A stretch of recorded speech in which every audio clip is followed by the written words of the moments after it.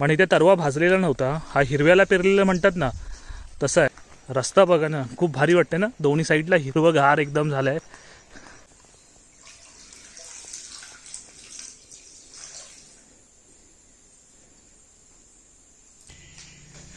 काळ्या पाषाणामधल्या मूर्त्या आहेत। आम्ही याला किरकसं म्हणतो। ही लाल अवधी कच्ची आहेत, आता तयार झालेत आणि ही मस्त पिकायला पण लागली आहेत। आणि झाड तुम्ही बघाल ना, तो पूर्णपणे भरलाय या किरकसाने। हा म्हणजे जूनमध्येच पिकायला जातो, मस्त भरलाय। आणि आपण ह्याला ब्लूबेरी पण म्हणू शकतो। एक जरी खाल्लं ना तरी तुमच्या जिभेचा आहे ना रंग बदलतो, बघायचं आहे।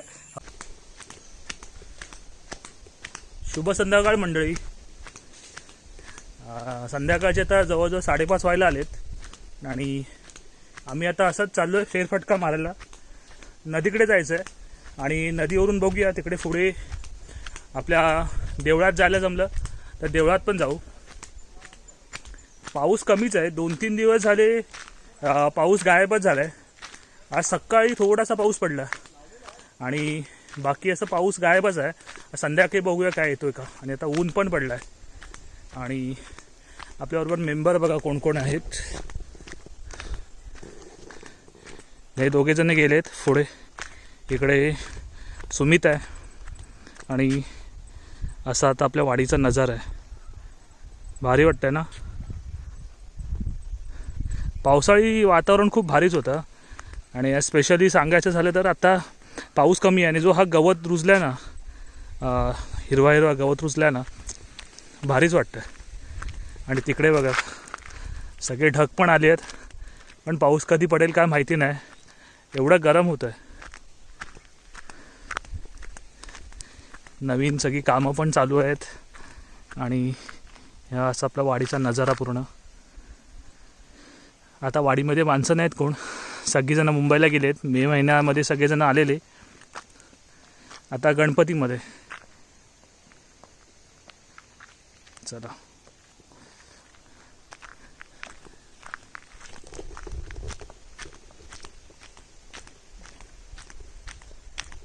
अथर्व कुठे गेला रे? हा मग त्याला बोललाच नाही? चालेल चल। हे बघा सगळं ह्या वेळेला पाऊस खूप लवकर झाल्यामुळे ना भाजावण तर कुणी केला नाही, पण असंच सगळं पेरून घेतलं आहे। हा इकडे पण रूज बघा केवढा झाला आहे, पण इथे तरवा भाजलेला नव्हता, हा हिरव्याला पेरलेला म्हणतात ना तसं आहे। म्हणजे इकडे साईडला जी जागा होती ना अशीच जागा होती, इकडे नांगरून घेऊन त्याच्यामध्ये पेरलं आहे। पण ठीक आहे, चांगलं आलं आहे। पण ह्या वर्षी असंच झालं आहे, सगळ्यांचा तोच प्रॉब्लेम झाला आहे। सगळ्यांनी असंच हिरव्यालाच पेरलं आहे। काय काय जणांचं जसं आपलं तो शेत आहे ना भालंड्यामध्ये, तर त्याचं असं झालं आहे की तिकडे तो पाणतळ शेत आहे, खलाटीचा शेत म्हणतात ना तो शेत आहे। त्याच्यामध्ये पूर्ण पाणीच पाणी आहे अजून पण। आणि तिकडे असे जवळजवळ एक 7-8 तरबे असेच आहेत त्याच्यामध्ये काहीच पेरलेलं नाही। उद्या आपण तिकडे जाणार आहोत तेव्हा मी तुम्हाला दाखवतो तिकडची काय कंडिशन सध्या चालू आहे। म्हणजे कोकणामध्ये असं झालं ना ह्या वर्षी शेतीचा प्रॉब्लेमच आहे। म्हणजे प्रत्येक वेळेला असं आहे की पाऊस लागतो शेतीमध्ये, पण ह्या वर्षी एवढा लवकर पाऊस चालू झाला ना तर पूर्ण वांदेच करून टाकलेत। त्यामुळे ह्या वेळेला कोकणातली शेती कितपत चांगली होईल हे तर येणारा काळच ठरवेल। सुमित अजून मागे आहे, येतोय। काय झालं रे, लवकर बोलव। चला आणि इकडे बघा असं मस्त वातावरण, डोंगर बघा, डोंगर मस्त वाटतं ना डोंगर। आणि इकडे गुरं पण बघा चरतात। गुरांना ह्यावेळेला खायला खूप लवकर म्हणजे मे महिन्यामध्येच भेटले आहे, हिरवं गवत, हिरवा चारा। इकडे खाली आपली नदी आहे आणि हा इकडे समोर तुम्ही बघताय ना, हा इकडे समोर पुढे तो आपला क्रिकेटचा ग्राउंड आहे। आणि क्रिकेटचं ग्राउंड बघा भारी झालं आहे ना। आणि इथे समोर जे वाईट दिसतं ना इथे, ते आपल्या इथली देवळातली साना आहे, तर तिथे आपल्याला जायचं आहे। नदीचं पाणी पण सध्या कमीच झालं आहे।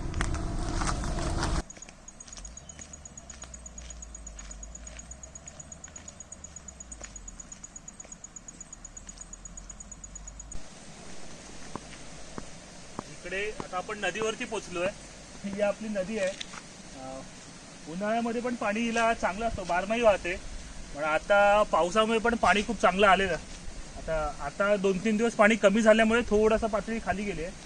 आणि हा इकडे बदाम लावलेला आहे, पिंपळ आहे. हा दोघी गाडी तिकडे आपल्या गणपतीचा विसर्जन होतो. आणि हा ब्रिज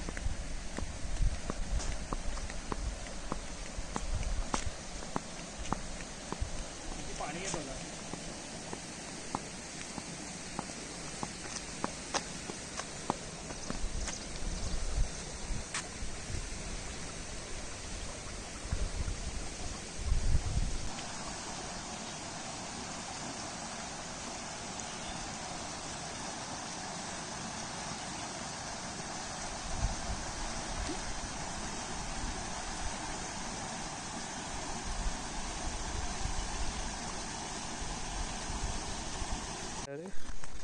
रस्ता भारी वाटतात ना पावसात.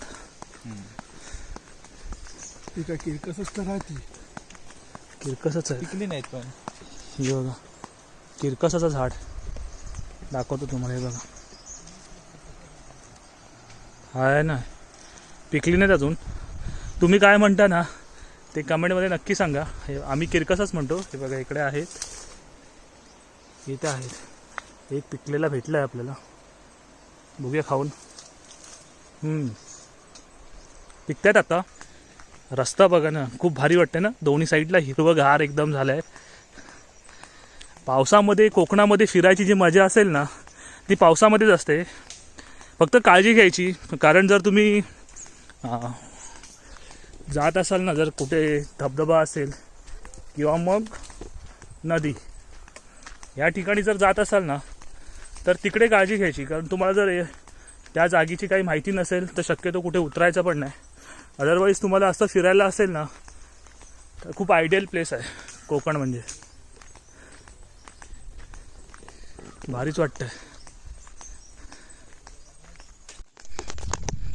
चला जवळजवळ आपण चालत चालत आता आपल्या स्टॉपजवळ पोचलो आहे. आणि वरती ढग बघा, पावसाचे ढग पण आले आहेत. हा आपला स्टॉप आहे.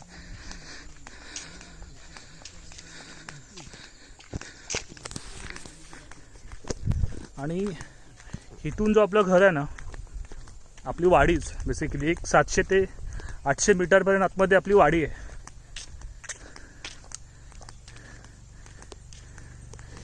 हा असा स्टॉप आहे, प्रवासी निवारा कांगवई.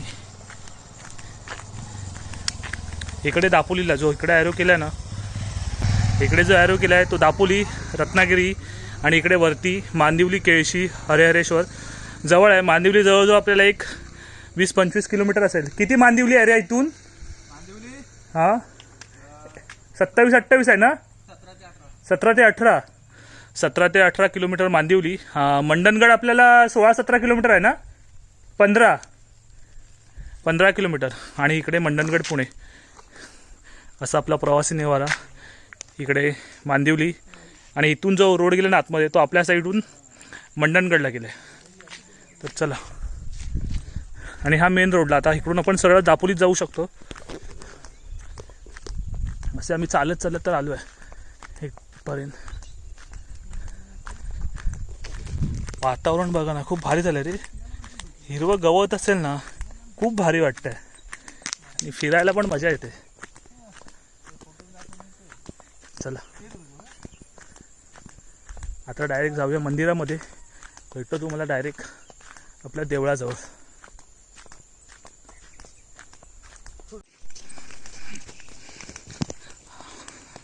हा आपला देऊळ आहे. मस्त वाटतं ना. आता मे महिन्यामध्ये त्याच्यामध्ये नवीन मूर्त्या आपण स्थापन केल्यात. इकडे भारी वाटतं ना. हा बघा इकडे बाजूला साना आहे आणि मंदिर.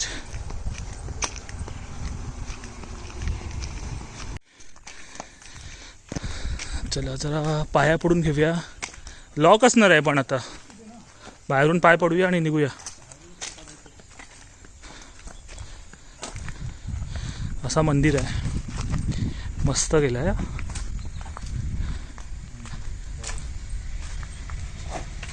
भारी आहे. हा बघा, या नवीन मूर्त्या पण काही बसवल्यात आता मस्त. आता आपण शंकरच्या देवळात निघालो आहे. पाऊस पण आला आहे. चला, पाऊस यायच्या अगोदर आपल्याला जायचं आहे. लवकरात लवकर जाईल पण हा पाऊस, जास्त वेळ नाही थांबणार. ते बोलतात ना ऊन पाऊस. हा हा बघा, हा ढग आहे ना वरती आलाय ना, म्हणून पाऊस येतोय. मागे ऊन आहे. मस्त वाटतं रे, पण मंदिराचा परिसर भारी वाटतं. मागे ऊन आहे, पुढे पाऊस आहे. इकडे शाळा अजून चालू झाली नाही. शाळेचं टायमिंग काय दिलंय रे ह्या वर्षी? 16 तारीख आहे ना. सालाबाद प्रमाणे घ्यावी होती. 16 तारखेला शाळा चालू होणार आहे. अजून टाईम आहे बराच.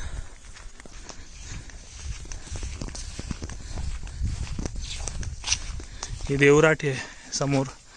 ह्याच्यामध्ये ना पूर्वी पण खूप मोठी मोठी झाडं होती, पण लॉकडाऊनमध्ये सगळी तुटली. ती किरकस बघ ना, किरकस बघ भरले रे पूर्ण. किती लागले बघ. हे बघा,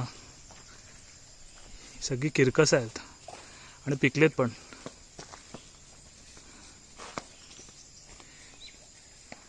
चला, दर्शन घेऊया पहिलं.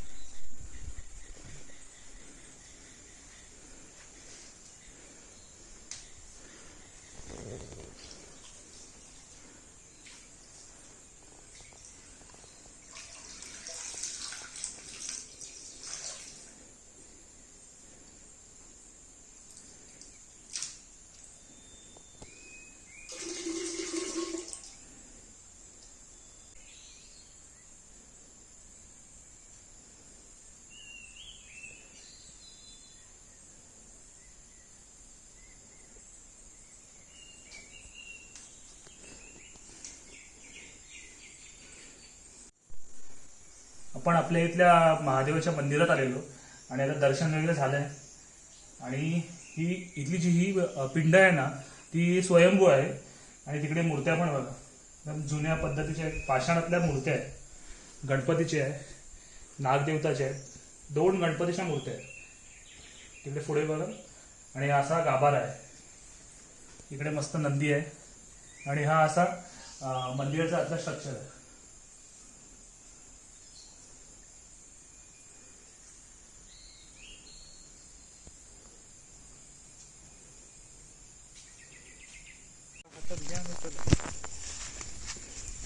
आता आपल्याला झोलाईच्या आपल्या देवळात जायचं आहे. आणि इकडे सगळीकडे पाय जात आहेत.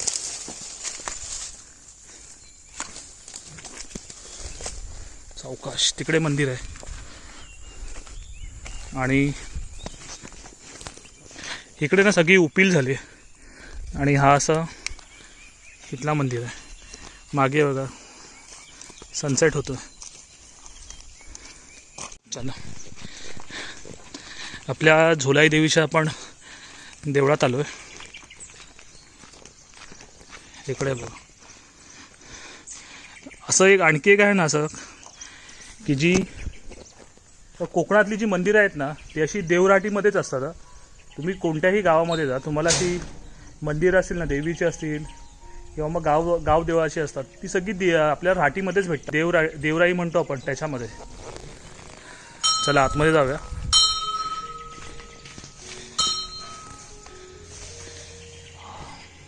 भारीच वाटतंय. मस्त पूजा वगैरे पण झाली आहे सकाळी.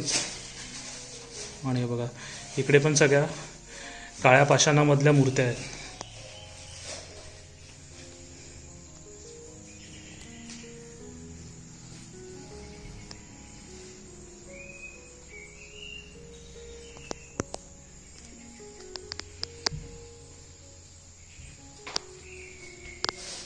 इकडे आपली दरवर्षी मे महिन्यामध्ये पूजा असते.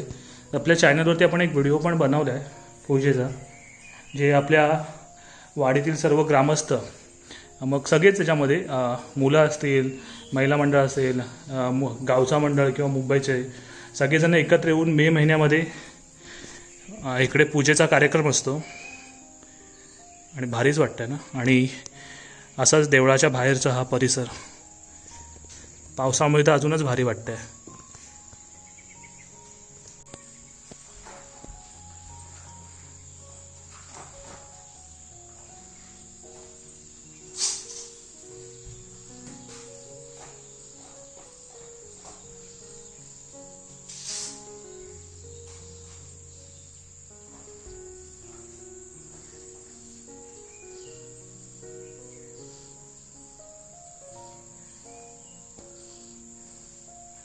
चला आम्ही इकडे येत असतो म्हणजे जेव्हा किंवा आम्हाला वेळ असेल ना तेव्हा आम्ही सर इकडे ह्या साईडला आलोच तर मग आपल्या देवळामध्ये इकडे दर्शन घ्यायला येतो. आणि एकदा दर्शन घेतलं ना की थोडंसं मनाला पण बरं वाटतं, प्रसन्न वाटतं. आणि वातावरण पण इकडचं एकदम प्रसन्नच आहे. चला आता निघूया घरी.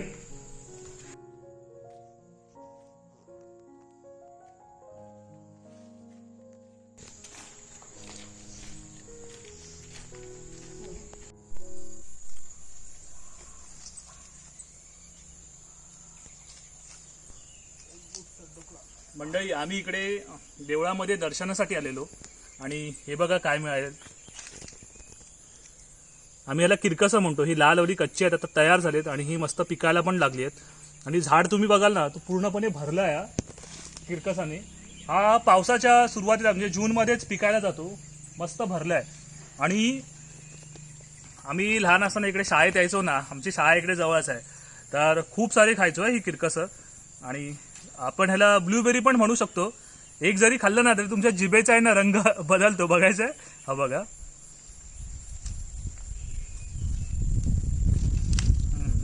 हे बघा निळ्या कलरची जीभ होते आणि गोड आहेत ना एवढी, खूप भारी लागतात.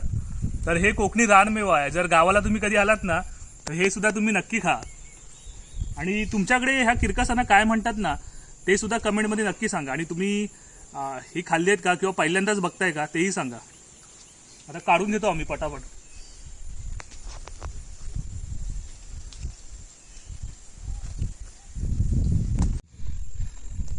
मस्त हे दोघी पण आता काढतायत किरकसं. आणि इथे आपली तळी आहे, तळीला पण पाणी बघा किती मस्त आहे. आता बांधकाम केलं आहे. आणि ही सगळे इकडे देवराहाटी आहे, देवराई. आणि किती किरकसं पिकले आहेत बघा वरती. आता इकडे थोडंसं काळोख असल्यामुळे दिसत नाही क्लिअर, पण खूप सारी किरकसं लागली आहेत. पण हात नाही पोचत आहे. आपण सुमित पण खूप काढायचा प्रयत्न करतोय. हीच खरी मजा आहे कोकणामध्ये आल्याच्या नंतर. कारण रानमेवामध्ये ना खूप सारे प्रकार येतात, खूप सारी फळं असतात जी आपल्याला कधी माहिती पण नसतात. त्याच्यामधलंच हे आहे. किरकसं मिळालं तर आपल्याला भरपूर सारी. इकडे ह्या साईडला ना नदीच्या बाजूला ही किरकसांची खूप सारी झाडं आहेत. तर बघा मस्त वाटतंय ना. तिकडे सुमित आहे. कोकणी रानमेवा भारीच लागतात. तर तुम्ही ही फळं खाल्ली आहेत का तेही सांगा. अजनाची पण फळं म्हणतात आहे ना.